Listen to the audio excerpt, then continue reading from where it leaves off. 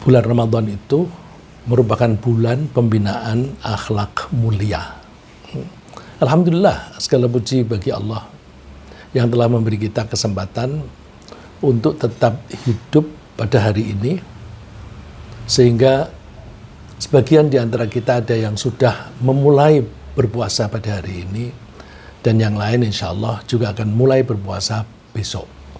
Ya, mudah-mudahan Allah memberi kita tambahan umur lagi dengan sehat yang prima, setidaknya sampai dengan akhir bulan Ramadan, disertai dengan rizki yang melimpah, rizki yang melebihi dari apa yang kita butuhkan, sehingga kita masih bisa menyisihkan sebagian dari rizki kita untuk bersedekah, karena sedekah pada bulan Ramadan adalah sedekah yang paling baik.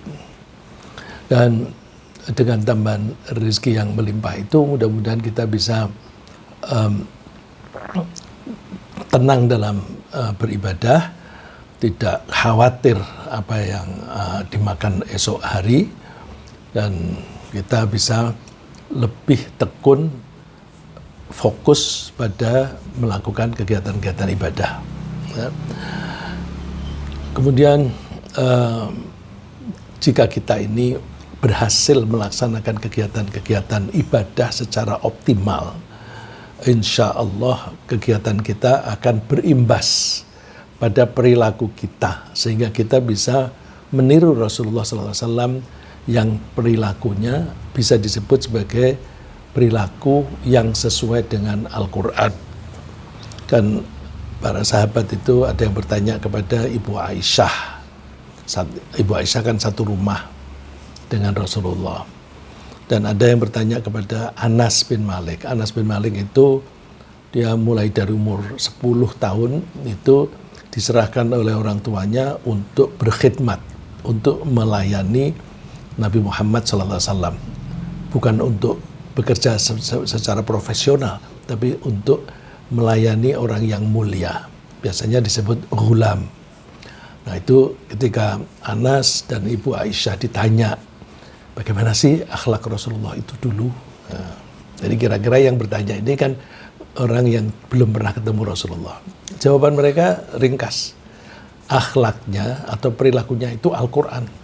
Jadi kalau mau lihat perilakunya Rasulullah itu seperti apa? Quran. Ya.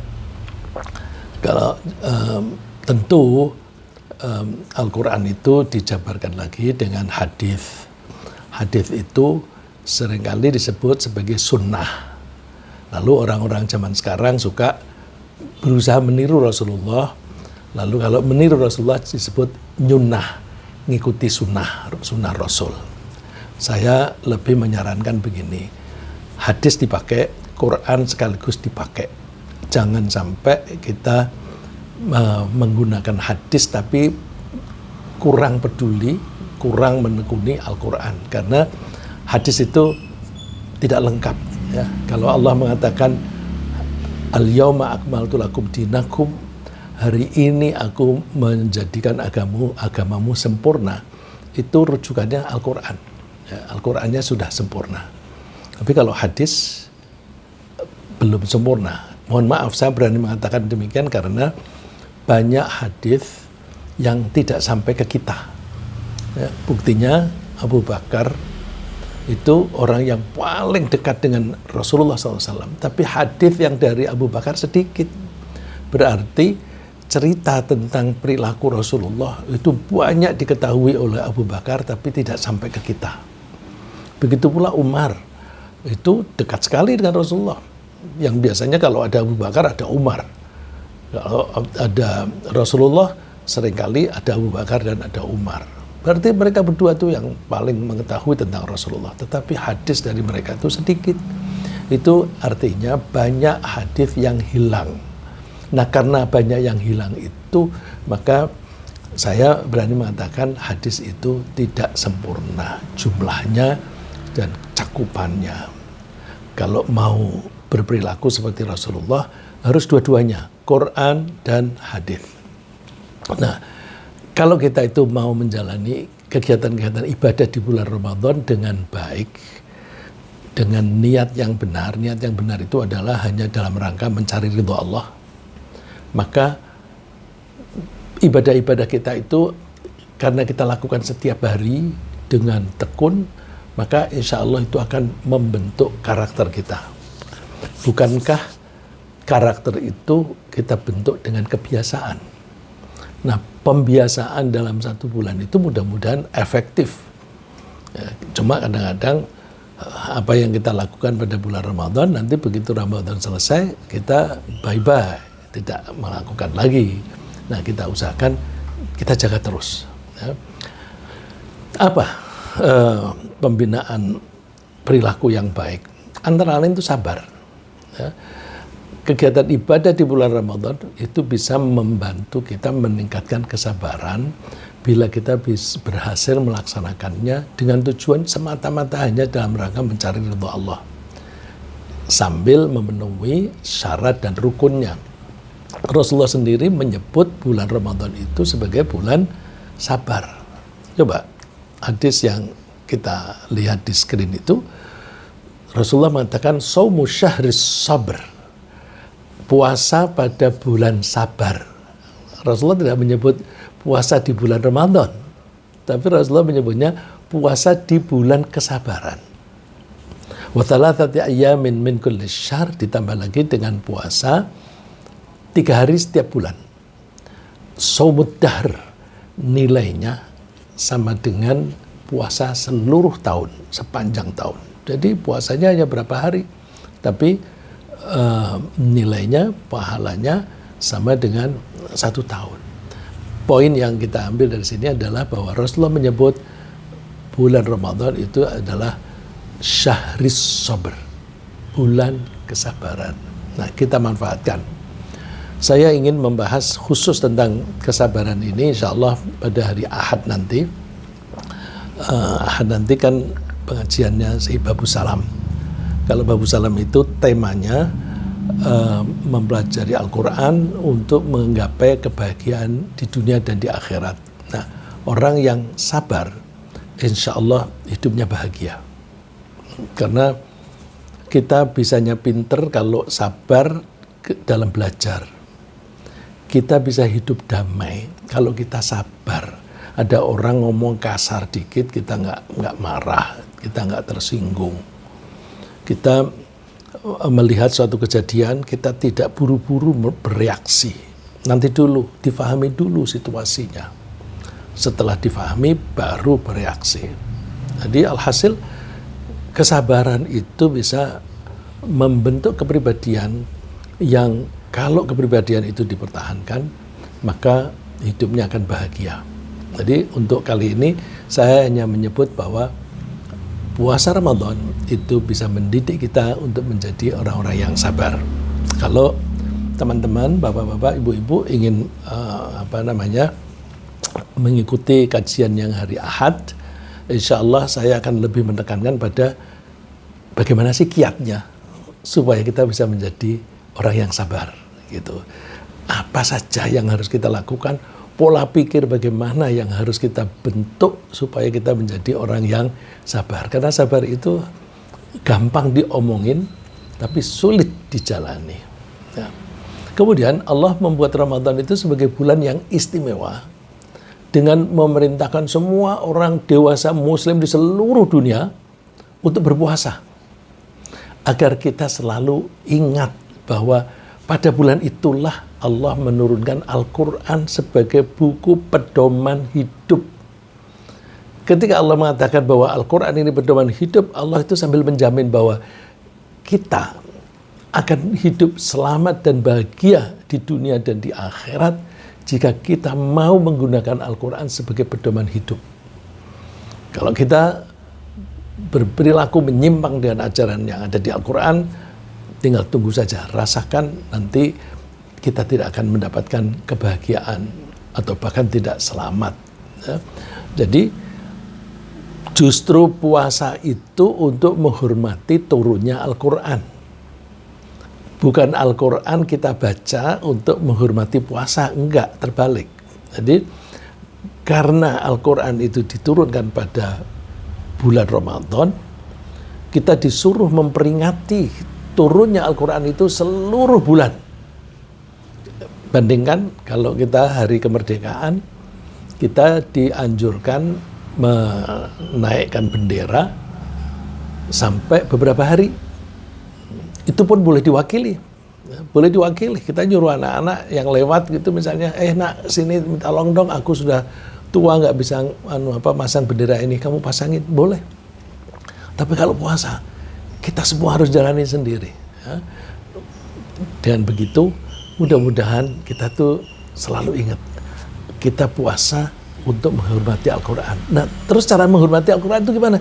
Nah, Al-Quran itu kan petunjuk, pedoman. Kalau itu pedoman, ya kita baca, kita pelajari sebagai pedoman. Dan alhamdulillah kita, pekajian kita ini mencoba mempelajari Al-Quran yang mengajarkan keimanan, terus kita coba, kita implementasikan. Jadi selalu pengajian kita ini, setelah kita membahas ayat-ayat Quran atau hadis, kita membahas so what? Bagaimana cara kita melaksanakannya itu?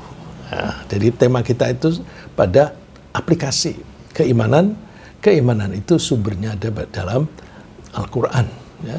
Jika kita betul-betul menggunakan Al-Quran sebagai rujukan atau pedoman, rujukan atau pedoman itu bahasa Arabnya huda atau hidayah.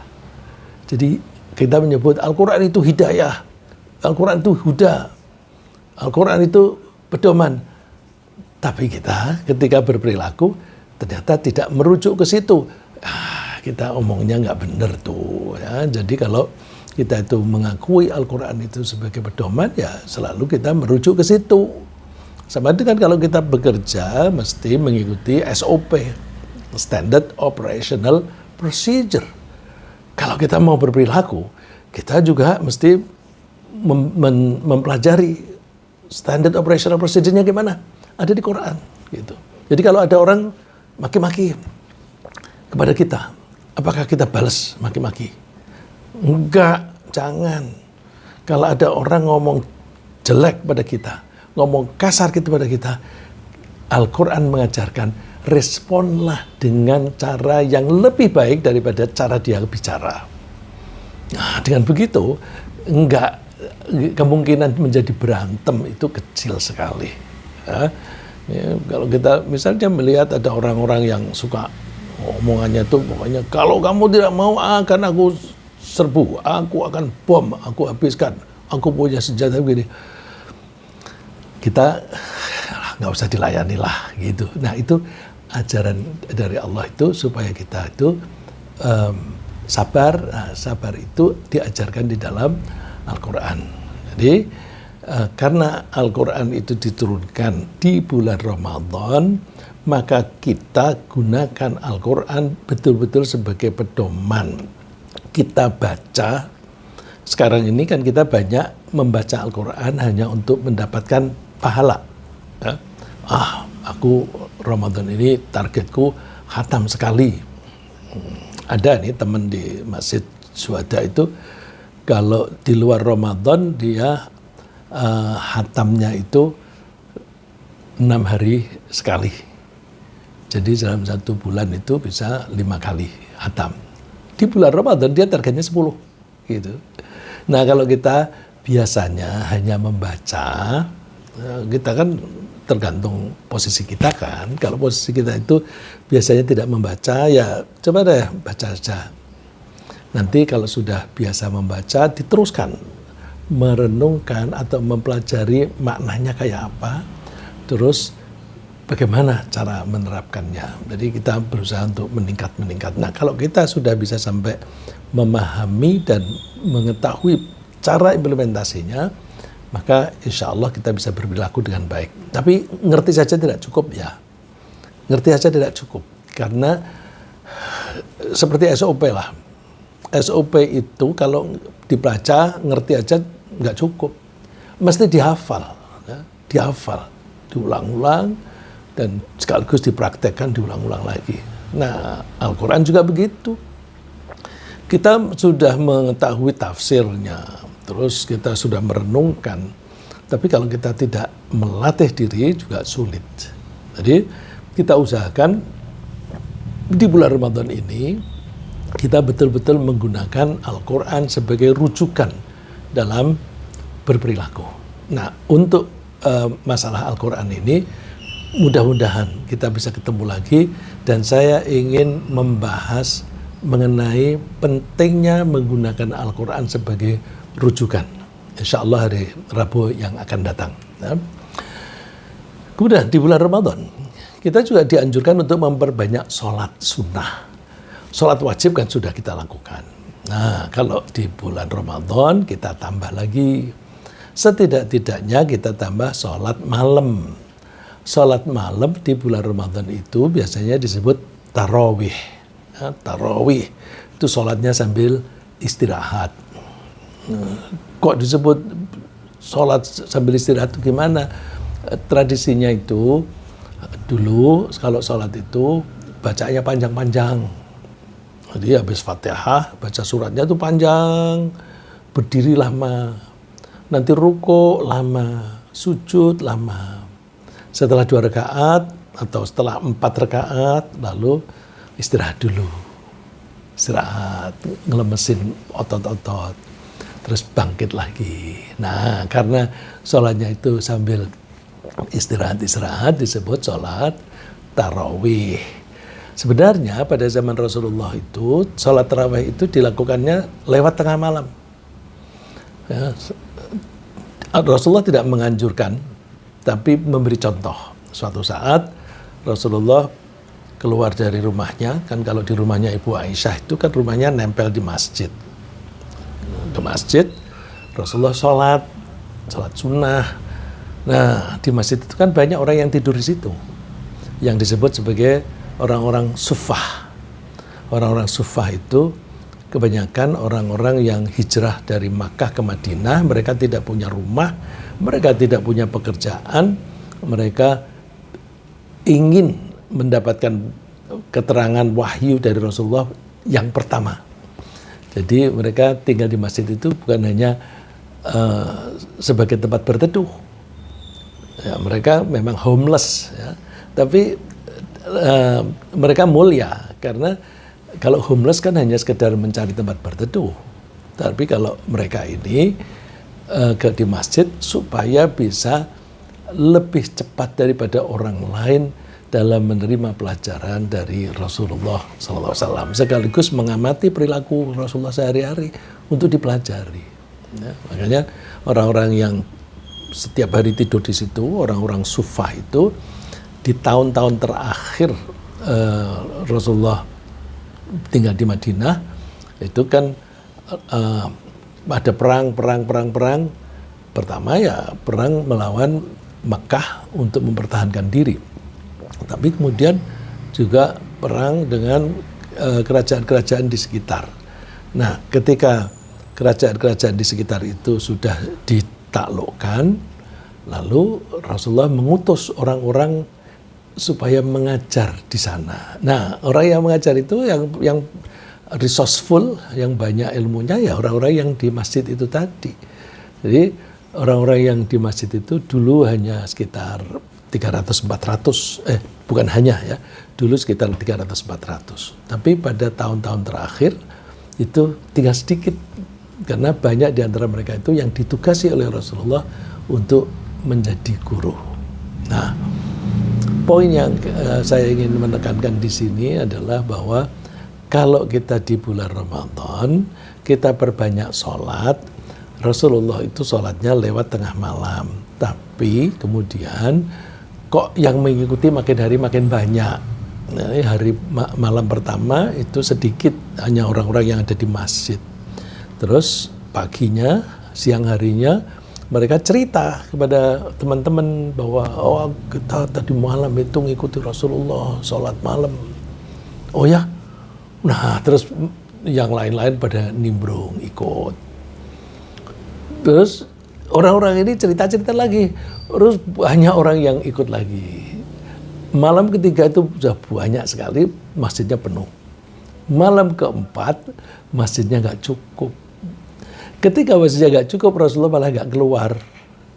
Terus pagi harinya Rasulullah mengatakan, Aku mengetahui semangatmu begitu tinggi, tapi aku khawatir ini dijadikan wajib. Kan waktu itu masih ada wahyu, masih ada penugasan baru. Nah, Rasulullah khawatir kalau orang-orang itu terlalu bersemangat, nanti terus Allah mengatakan, ya udah ini dijadikan wajib. Kalian nanti berat. Nah, terus Rasulullah hanya sholat malam bersama-sama dengan sahabat itu hanya tiga malam aja. Terus esok-esoknya, hari-hari berikutnya mereka sholat sendiri. Nah, ketika Rasulullah sudah wafat, kepemimpinan digantikan oleh Abu Bakar, lalu Abu Bakar sudah wafat digantikan oleh Umar. Nah, Umar itulah yang menganjurkan, karena gini konteksnya, Umar itu masuk ke masjid, banyak orang pada sholat, tapi sholatnya sendiri-sendiri. Jadi di sana orang sholat, di sana orang sholat, di sana orang sholat sendiri-sendiri. Umar komentar, kok kalian sholat sendiri-sendiri begini sih? Kalau sholat bareng-bareng, diimami oleh orang yang paling pandai membaca kan bagus. Nah, Umar saat itu kan menjadi kepala negara, jadi khalifah. Jadi omongan Umar itu dinilai tinggi oleh para sahabat. Terus besoknya orang-orang pada sholat berjamaah diimami oleh Ubay bin Ka'ab. Ubay bin Ka'ab itu orang yang bacaan Al-Qur'annya paling bagus, hafalannya paling banyak. Terus Umar ketika masuk masjid, nah begini bagus, ini baru itu bahasaannya bid'ah. Ini bid'ah tapi bagus. Ya, jadi itu sekaligus bukti bahwa bid'ah itu tidak semuanya jelek. Ya, itu kan zaman Nabi tidak seperti itu. Dan Umar menganjurkan sholat tarawihnya itu habis isya saja, supaya banyak yang ikut berjamaah. Coba kalau di Jakarta diselenggarakan sholat tarawihnya setelah jam 12, kira-kira yang hadir berapa itu?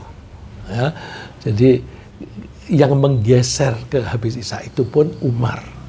Rasulullah itu sholatnya habis lewat tengah malam. Nah, itu bid'ah lagi itu, tapi kita jalani sampai sekarang. Bahkan orang-orang yang suka bilang bid'ah, mereka juga ikut-ikutan gitu. Ya, jadi insya Allah nggak apa-apa, kita jalani aja. Ya. Nah, sholat sunnah itu makin banyak makin bagus. Karena apa? Sholat itu menunjukkan ketundukan kita kepada Allah. Kalau kita sholatnya itu betul-betul murni hanya untuk mencari ridha Allah, maka Allah akan mengampuni dosa-dosa kita dan akan memberi pahala yang besar. Ini hadis ini populer sekali. Biasanya setiap ceramah di bulan Ramadan pasti dikutip ini. Man qama ramadhana imanan wa ihtisaban ghufira lahu ma taqaddama min dzambi. Siapa yang menegakkan sholat pada bulan Ramadan untuk membuktikan keimanannya dan untuk mencari pahala, maka orang itu akan diampuni dosa-dosanya yang sudah lampau. Wah, betapa enaknya, karena kita ini kan banyak dosa. Kalau kita tarawih, dosa-dosa kita diampuni. Hadis ini ada dua kalimat yang mirip, ya. Bedanya hanya di qoma dan soma. Yang di depan kalimatnya man soma ramadhana imanan wa ihtisaban ghufira lahu ma taqaddama min dzambi. Siapa yang puasa pada bulan Ramadan untuk membuktikan imannya dan untuk mencari pahala, maka diampuni dosa-dosanya yang sudah lampau. Terus diteruskan dengan kalimat ini. Ya, jadi dua-duanya soma dan qoma. Kalau soma itu puasa, kalau qoma sholat. Nah, sholat itu membawa imbas, mempengaruhi kepribadian. Kok bisa begitu? Kalau kita sholat itu, kan kita menunjukkan ketundukan kita kepada Allah. Saking kita tunduknya dan kita menghormati Allah, kita itu rela meletakkan wajah kita. Wajah itu kan yang kita anggap paling mulia dari seluruh badan kita. Itu kita taruh di tempat yang paling rendah, di lantai. Jadi udah gak bisa lebih rendah lagi itu, karena udah mentok di lantai. Nah, itu mestinya berimbas pada perilaku.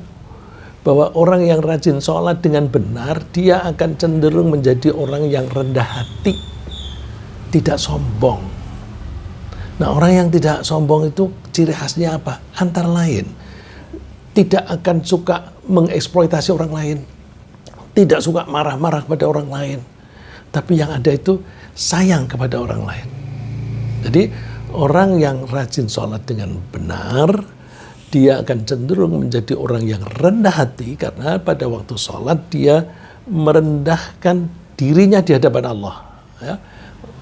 Rendah diri tidak boleh ya, tapi ini merendahkan diri di hadapan Allah itu artinya menghormati Allah sampai mentok dan merendahkan dirinya sampai mentok lagi. Nah, itu kalau kita bisa sampai menghayati benar, maka kita akan menjadi orang yang tidak sombong. Ciri khas orang yang tidak sombong itu menghormati orang lain. Ya.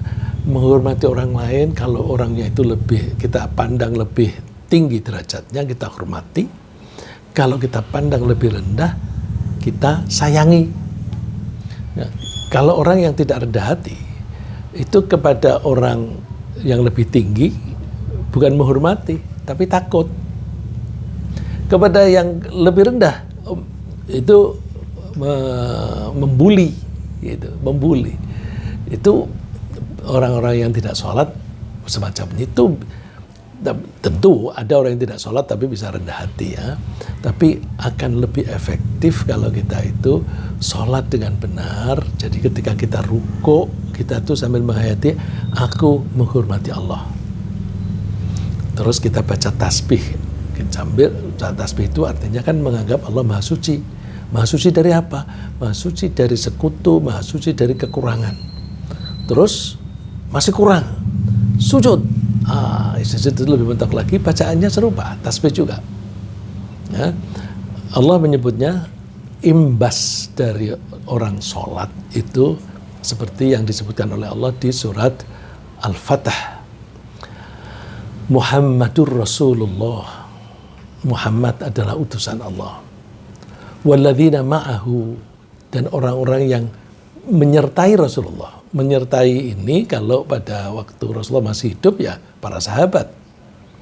Tapi setelah Rasulullah wafat, orang-orang yang menyertai Rasulullah itu orang yang mengikuti jejaknya. Ya. Nah, mereka itu asyidda'u 'alal kuffar. Mereka tegas terhadap orang-orang kafir. Jadi, tegas, tidak lalu melencah-melenceh. Aku punya prinsip ini. Gitu.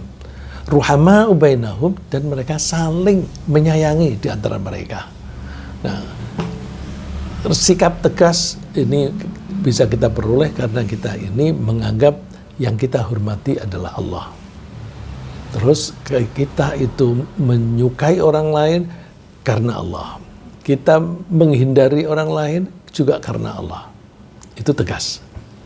Terus saling menyayangi. Nah, imbas sikap semacam ini dari mana?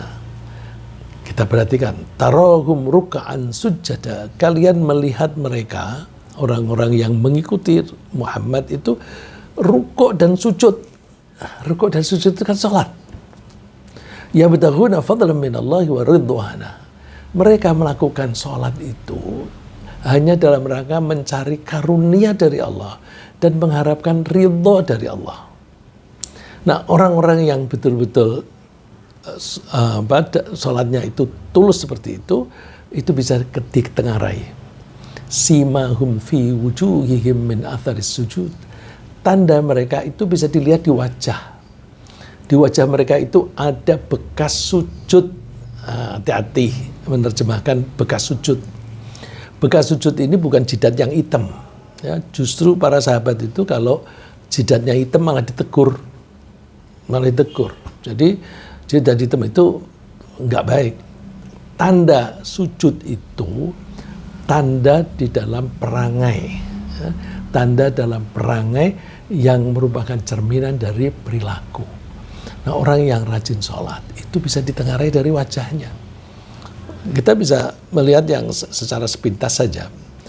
Kalau orang itu berbicara dengan kasih sayang, kita itu memandang matanya itu tahan. Bahkan kalau orang itu betul-betul tulus, kita itu ketemu saja, itu adem, hati kita tuh sudah tenang gitu. Senang aku ketemu kamu. Nah, karena itu cerminan atau sebagai imbas dari sholatnya, rukuk dan sujud. Sehingga orang tidak merasa terancam. Bandingkan kalau kita berbicara dengan seorang preman, itu kita melihatnya kan, waduh, jangan-jangan nanti dia marah. Kalau wanita melihat orang yang, mohon maaf, yang hidung belang begitu orang melihat, waduh kok dia melihat aku dengan tajam begitu. Jangan-jangan dia punya nafsu, aku nanti diperkosa, takut kan. Tapi kalau orang yang suka tunduk kepada Allah, wanita melihat laki-laki itu tenang, ya. Ada cerita orang di Amerika, di Seattle itu, orang bule punya teman yang muslim, ya, perempuan, sama-sama perempuan muslim. Terus suka diajak main ke rumahnya. Ke rumahnya itu kalau ketemu bapaknya, ketemu saudara-saudaranya yang laki-laki itu, komentarnya tuh, aku merasa aman deh di rumahmu. Laki-lakinya itu tidak membuat kami takut, gitu. Tidak membuat kami khawatir. Karena apa? Tidak menatap dengan tajam. Kalau menatap dengan tajam, jangan-jangan itu ada nafsu birahi, begitu. Ya. Jadi ibadah di bulan Ramadan, sholatnya itu berimbas pada perilaku kita menjadi orang yang rendah hati. Puasa di bulan Ramadan itu juga memberi kita kesempatan untuk berakrab-akrab dengan Allah. Berakrab-akrab dengan doa. Kan doanya orang puasa itu kan mustajab. Seringkali dikatakan doa yang kemungkinan besar dikabulkan bagi orang puasa itu menjelang buka. Kok begitu sih? Kok dikabulkannya kok menjelang makan? Jangan melihat makannya. Orang kalau sampai menjelang buka, dia masih berpuasa. Dia kan sudah hampir sukses puasanya dalam satu hari. Sudah membuktikan mayoritas waktunya tinggal berapa menit aja, dia tuh sudah membuktikan puasanya itu betul-betul karena Allah. Nah, karena dia sudah membuktikan itu, maka doanya itu akan dikabulkan oleh Allah, kemungkinan besar gitu. Maka ketika menjelang buka, jangan disia-siakan waktunya. Ada orang bilang, ayo jalan-jalan, kemana? Ya kalau di daerah saya ini, atau di daerah Pondok Bambu itu, lalu terus itu di pinggir kali Banjir Kanal, itu rentep banyak orang jualan, terus orang jalan-jalan di situ. Ngapain? Ngabuburit. Lah, ngabuburit digunakan untuk seperti itu. Waktu itu kan waktu yang bagus sekali untuk berdoa, karena sudah membuktikan kepada Allah, saya nurut, saya tidak makan, tidak minum, lapar dan haus hanya karena Engkau Allah. Terus kalau kita berdoa, kita itu akan dikabulkan karena kita sedang dekat dengan Allah, ya. Jadi kalau kita berdoa itu, kita itu sedang berdekat-dekat dengan Allah. Kok bisa dekat-dekat? Kalau namanya berdoa itu kan minta. Kalau minta itu kan manggil-manggil. Allahumma, atau ya Allah, wahai Tuhan dan sebagainya. Itu kan manggil. Kalau manggil itu kan kita menganggap Allah sebagai orang kedua.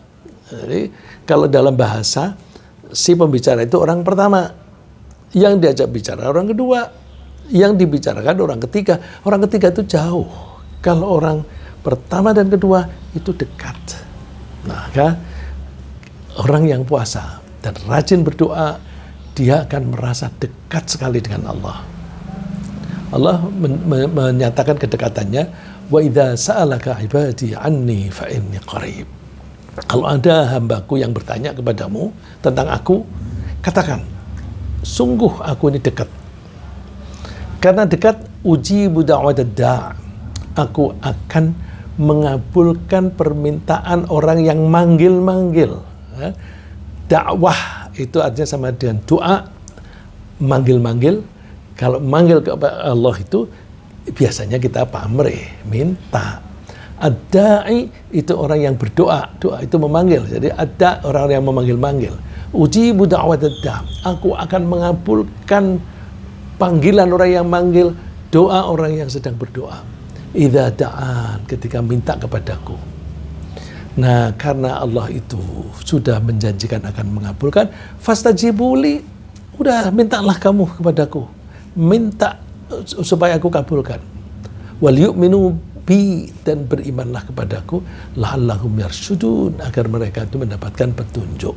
Jadi puasa Ramadan itu akan membangun kepribadian kita sebagai orang yang merasa dekat dengan Allah.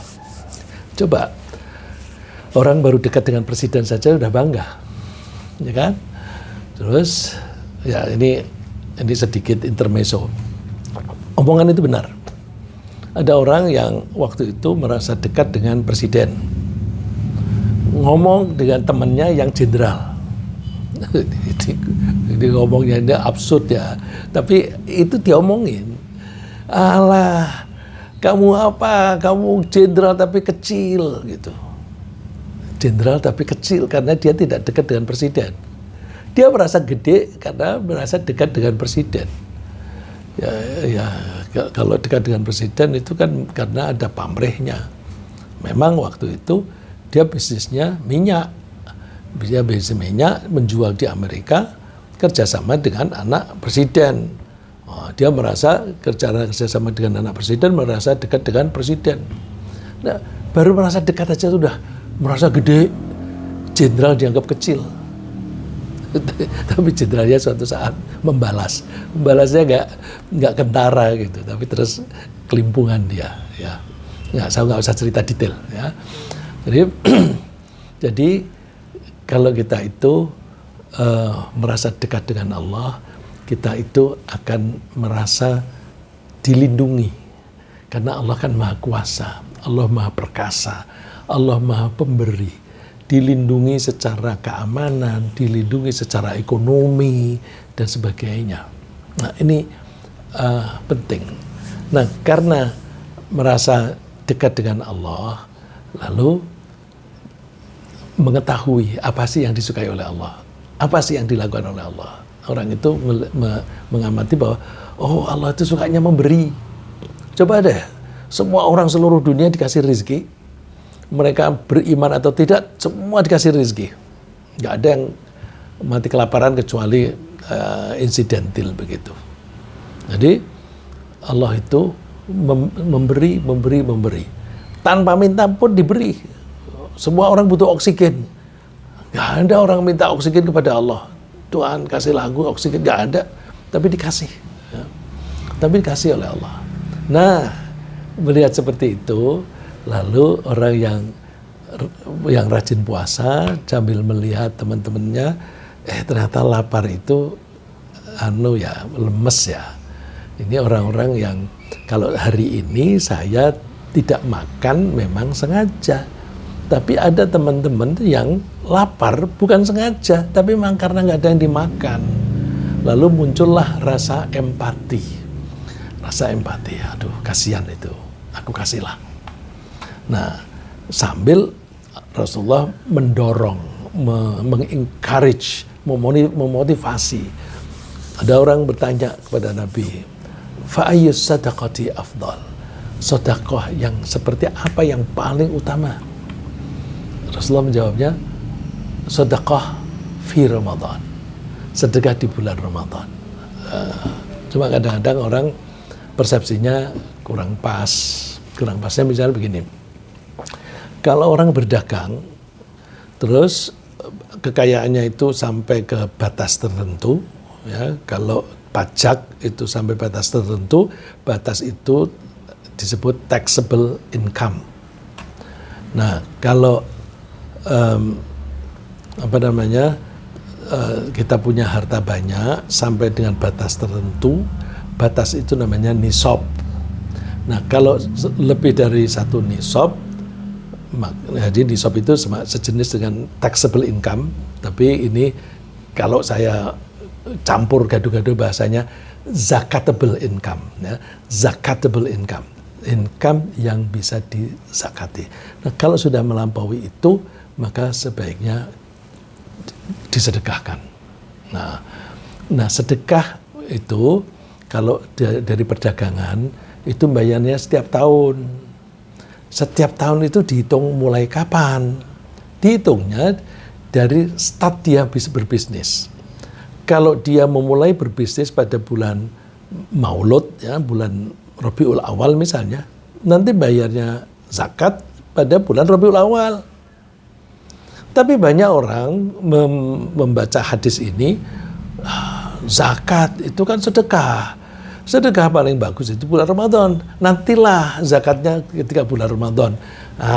Hati-hati. Itu berarti dia hutang zakat mulai dari bulan Rabiul Awal sampai Ramadan. Kalau dia mati sebelum Ramadan gimana? Kalau dia mati sebelum Ramadan kan berarti dia mati dalam keadaan ngutang zakat. Mati dalam keadaan tidak membayar zakat. Hati-hati. Jadi jangan mentang-mentang sedekah itu paling baik itu pada bulan Ramadan, lalu zakat itu ditunda-tunda. Nah, kalau zakat itu kan yang wajib. Kalau yang sunnah terserah, ya. Kalau yang sunnah, aku mau memperbanyak sedekah nanti Ramadan. Nah, kalau itu sedekah yang sunnah silahkan. Tapi kalau yang wajib jangan menunggu sampai Ramadan. Karena kalau semua orang itu menunggu zakatnya di bulan Ramadan, zakat itu kan hanya orang miskin. Nah, orang miskin itu sebelum Ramadan nggak menerima rezeki, nggak menerima zakat. Makan apa mereka? Karena nanti kita begitu Ramadan, hartanya melimpah. Nggak benar. Ini jadi haul namanya. Haul itu putaran dalam 1 tahun. Kalau sudah tiba waktunya, bayar. Kalau pemerintah kan pakai tahun fiskal, ya, awal tahun Januari, ya, misalnya dulu April, terus sekarang kan Januari. Perusahaan juga biasanya ngikuti itu, ya, karena nanti bayar pajaknya disesuaikan. Tapi kalau kita masalah zakat, jangan dikaitkan dengan itu, jangan dikaitkan dengan tahun fiskalnya pemerintah. Tapi kapan mulainya itu? Kapan mulainya berbisnis, ya? Tapi intinya dalam Ramadan ini kita perbanyak sedekah. Dengan banyak sedekah itu kita akan bisa timbal balik, ya. Dengan kita bersedekah lalu kita muncul rasa empati dan simpati. Bisa juga empatinya duluan kemudian bersedekah. Nah, tergantung situasi. Pokoknya kalau mulai dengan empati, ya udah buktikan dengan sedekah. Jangan hanya perasaan-perasaan saja. Terus ketika bersedekah belum sampai masuk di hati, pelan-pelan dibangkitkan rasa empati kepada orang-orang yang kesulitan. Kemudian puasa, ya, karena puasa itu kan menahan lapar, menahan dahaga. Nah, itu bisa membuat kita mampu menahan diri terhadap hawa nafsu. Hawa nafsu itu macam-macam. Ada hawa nafsu makan, ada hawa nafsu birahi, ada juga hawa nafsu agresi. Nah, kalau orang yang puasa dengan baik, maka dia pandai menahan diri terhadap berbagai macam berbagai macam nafsu, berbagai macam dorongan yang negatif. Nah, ditambah lagi kalau orang puasa kan lemes. Nah, lemes itu kalau mau berantem tenaganya kurang. Orang maunya berantem itu kan kalau merasa diri kuat, merasa diri lebih pintar dalam berkelahi dan sebagainya, atau merasa diri mempunyai kekuasaan. Nah, kalau puasa lemes, diajak berantem secara fisik tidak sanggup. Tapi jangan hanya secara fisik, semangatnya dari keimanan. Aku tidak mau melayani itu, kan aku sudah melatih diri untuk menahan emosi, untuk menahan nafsu makan. Nah, makan saja kebutuhan yang utama saya tahan. Apalagi nafsu birahi dan nafsu agresif. Nah, Rasulullah ngajarinya begini. Asyamu junnah. Puasa itu bagaikan perisai. Biasanya diartikan perisai ini tameng terhadap neraka. Nah, neraka itu apa? Neraka itu perilaku buruk. Kalau kita berperilaku buruk kan masuk neraka. Nah, puasa itu bisa menjadi penghalang bagi kita untuk melakukan hal-hal yang buruk, menamengi kita jangan sampai kita masuk ke neraka. Terus fa in kana ahadukum sha'iman fala yarfuth wala yajhal. Siapa yang puasa di antara kalian itu omongnya dijaga, jangan ngomong kasar, jangan ngomong jorok, jangan bohong, ya. Wala yajhal, dan jangan berperilaku bodoh. Bodoh itu yang tidak bisa diterima akal. Jadi kalau ada orang yang tidak salah kemudian dimaki-maki, wah itu kan bodoh itu. Dia nggak apa-apa kok dimaki-maki. Ya. Ada orang tidak melanggar apa-apa diproses tuh masuk penjara. Nah, itu kan perilaku bodoh. Karena orang tidak berbuat kesalahan kok disuruh masuk penjara. Nah, terus kasih contoh yang bisa terjadi sehari-hari. Fa ini mru'un syatamahu au qatalah. Kalau ada seorang lain yang maki-maki dia atau menantang dia untuk berantem, falyaqul inni shaim. Jawab saja, aku puasa. Aku puasa. Nah, puasa itu bisa berarti ya puasa Ramadan, tidak makan, tidak minum. Tapi puasa itu juga bisa berarti menahan diri terhadap perbuatan-perbuatan buruk. Ya. Ini kalau di Al-Quran ada istilah puasa dari berbicara. Ya, ini konteksnya Ibu Maryam, ibunya Nabi Isa. Kan waktu hamil besar, terus dia diperintah oleh Allah jangan bicara pada orang lain. Kalau ada orang mengajak kamu bicara, kamu bilang kamu puasa dari berbicara. Terus dia melahirkan anak, oleh Allah diperintahkan untuk pulang kampung. Ketika pulang kampung ditanya, kok kamu bisa punya anak ini? Dia nggak ngomong apa-apa. Dia kan dilarang oleh Allah untuk berbicara, puasa dari berbicara. Lalu yang dilakukan apa? Isyarat aja. Isyarat. Tanya aja sama bayi itu. Tanya aja sama bayi. Ya mereka tanya, gimana kita bisa ngomong sama bayi? Bayinya ngomong gitu ya.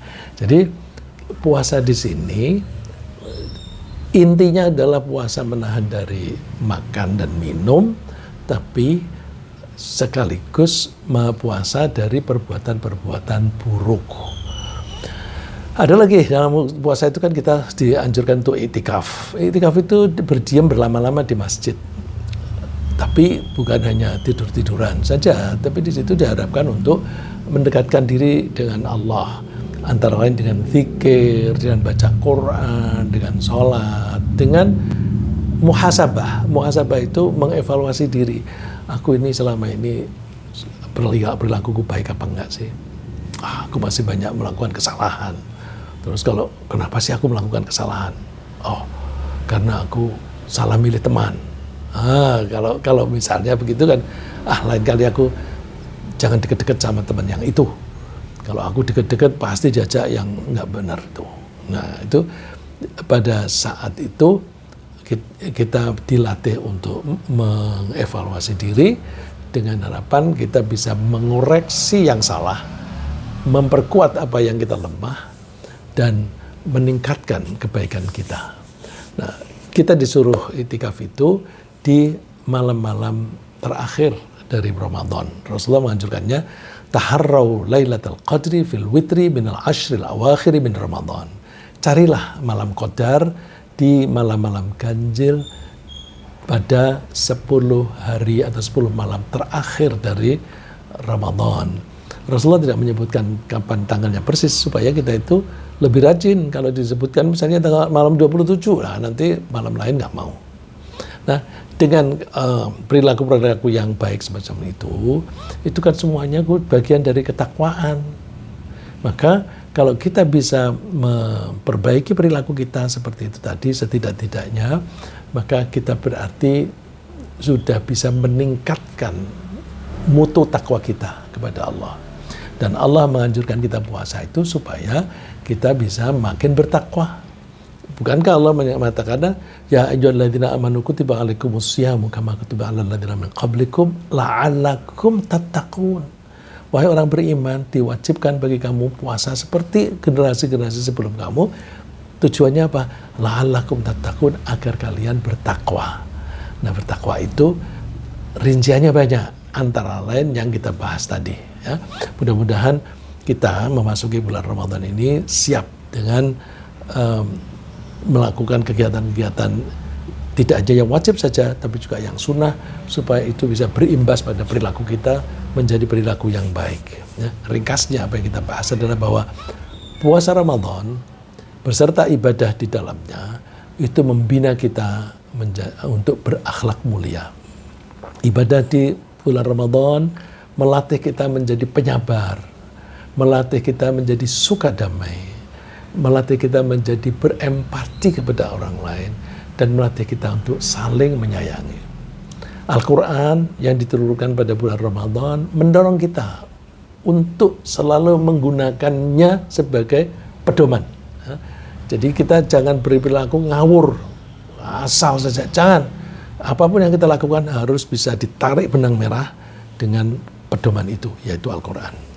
Puasa membina kita menjadi orang yang patuh kepada Tuhan yang Maha Pencipta dan akrab dengannya, dan menjadi orang yang bertakwa. Semoga Allah memberi kita kemampuan untuk melaksanakan ibadah di bulan Ramadan dengan ikhlas, hanya untuk memperoleh ridha Allah.